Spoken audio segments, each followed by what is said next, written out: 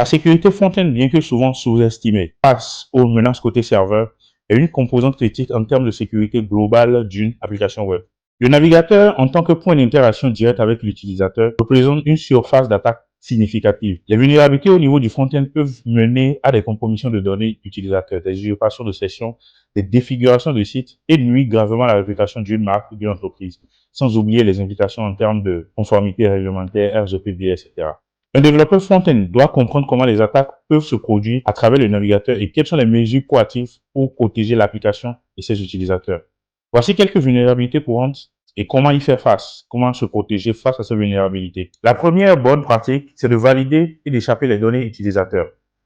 Pourquoi valider et échapper les données que l'utilisateur saisit? Parce que la première attaque qui arrive très souvent est appelée le INCSS, le Cross-Site Scripting. Arrive très souvent lorsque un utilisateur malveillant avec de mauvaises intentions injecte du code malveillant, du code JavaScript dans un champ, un input ou un test area, par exemple. La solution, c'est de toujours nettoyer, de toujours valider les données avant de les envoyer au serveur. La deuxième bonne pratique est la gestion efficace des cookies et des sessions utilisateurs.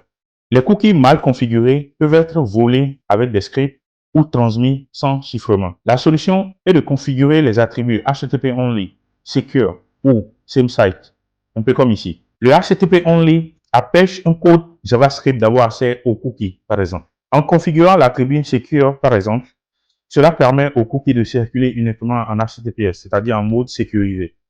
Une autre bonne pratique est d'utiliser le HTTPS partout. Alors, le HTTP tout court transmet des données en clair, ce qui permet à un attaquant, c'est-à-dire à quelqu'un de malveillant, de les intercepter. Donc, la solution est de toujours forcer le HTTPS et de vérifier que toutes les ressources, API, images ou scripts, le respectent.